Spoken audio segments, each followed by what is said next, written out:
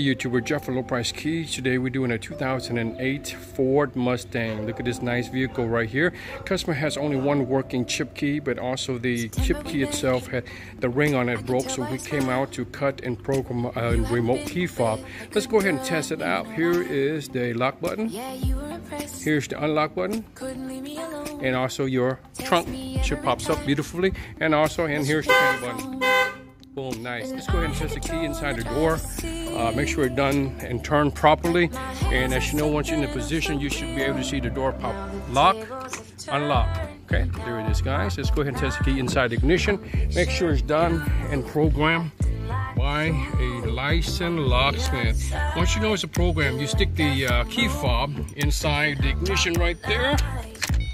Okay, you should see a secure light blinking. Once it's programmed correctly, that secure light should disappear and allow you to turn the vehicle on.